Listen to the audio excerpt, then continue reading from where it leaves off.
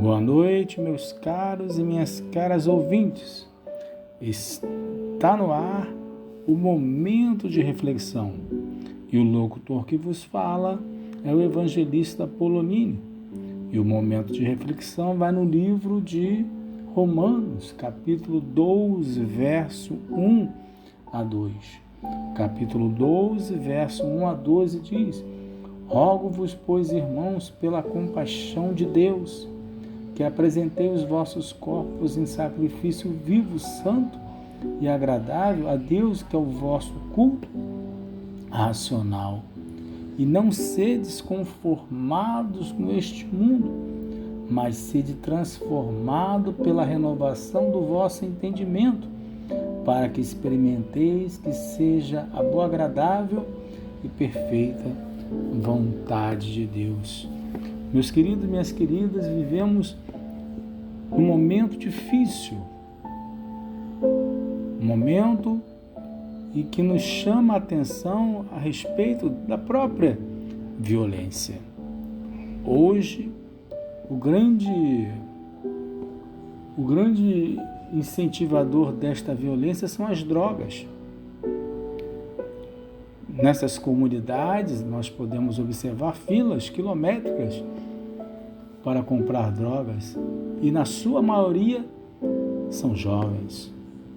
Os jovens de 13, 14, 15, já iniciando precocemente o uso das drogas.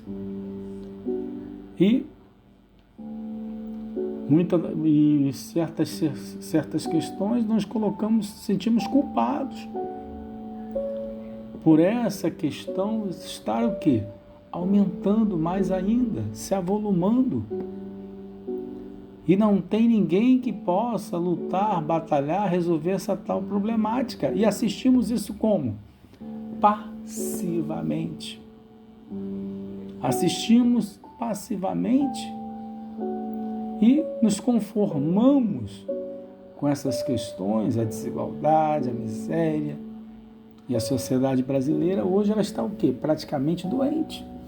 Não se mobiliza para certas questões na própria sociedade para melhorar a sociedade. E a palavra de Deus diz: não nos conformeis com este século. E apresentai-vos, a Deus como quê? Como sacrifício vivo, santo e agradável.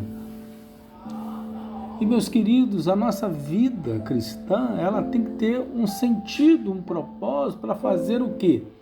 A diferença. Se ela não for a diferença, se nós não formos diferentes na sociedade, nós estamos errados.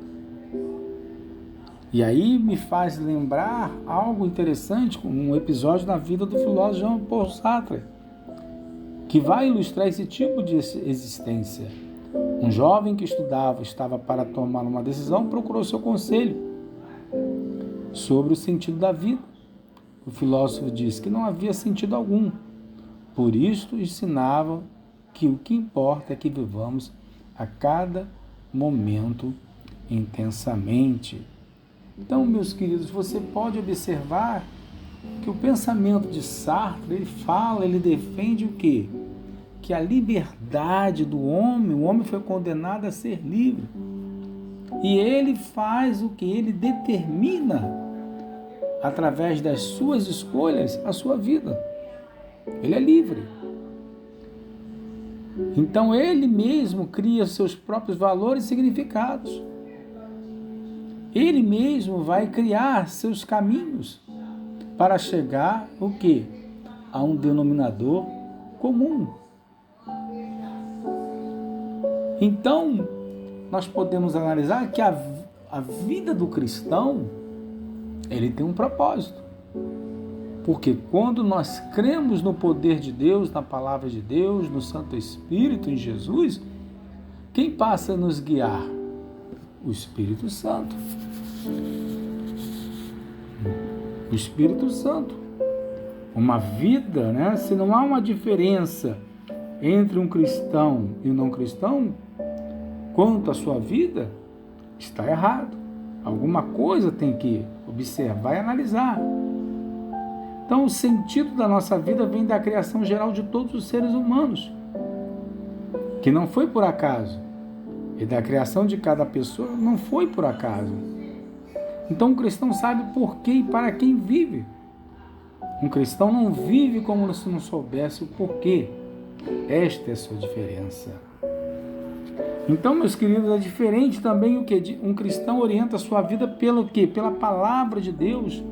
Lida com oração e na razão, em lugar de criar regras próprias para atender interesses próprios.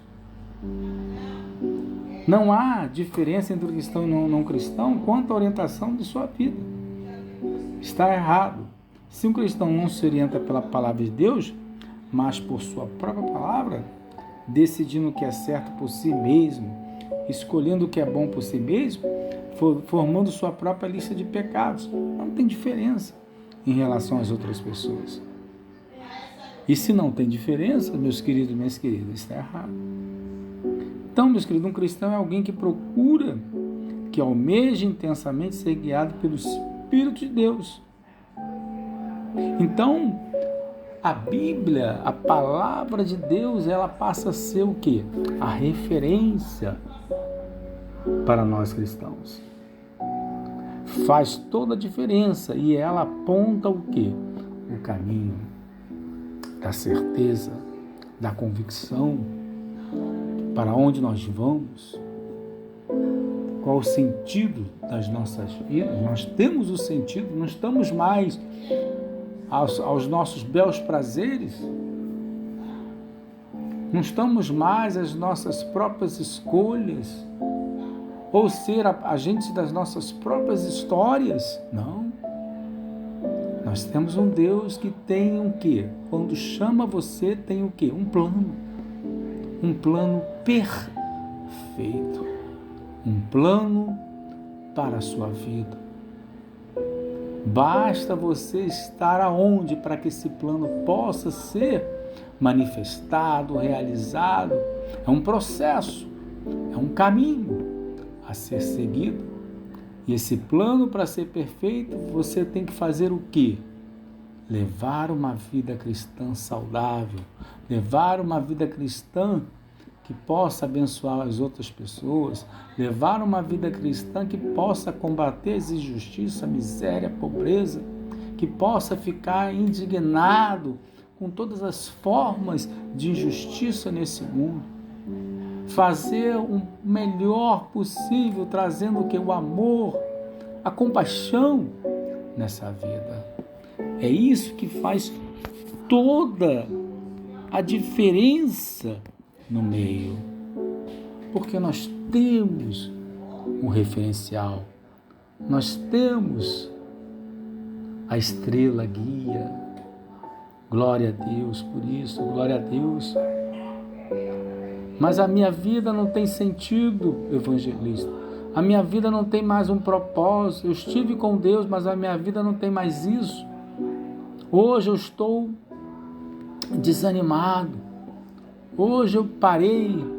Hoje eu estou afastado. Hoje eu estou desviado. Hoje eu não tenho igreja. Não parei com as igrejas. Parei de ir. Mas lembrando que Deus chamou você para quê? Para um plano perfeito. Não chamou você para uma religiosidade. Não chamou para você de uma pressão religiosa em cima de ti, extinguindo a alegria de viver. Não. O Evangelho é vida, o Evangelho é alegria. O Evangelho é o prazer da existência, de um sentido que você tem antes você não tivera. Antes você estava o quê? Perdido, sem rumo, sem nada. E muitas das vezes as suas escolhas eram o quê? Eram feitas de quê? De uma forma totalmente errada, trazendo sofrimento, trazendo dores, porque a sua própria autonomia levava aonde para você? Ao buraco. E Cristo chama você, vem, segue-me, renuncie à sua vida.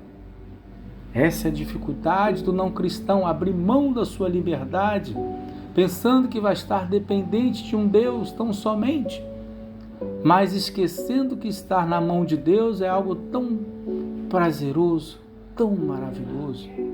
ao ponto de dizer: me alegro te servir, Senhor. Que Deus possa te renovar e te abençoar. Que Deus possa trazer alegria em todo o seu coração. Que Deus abençoe a todos.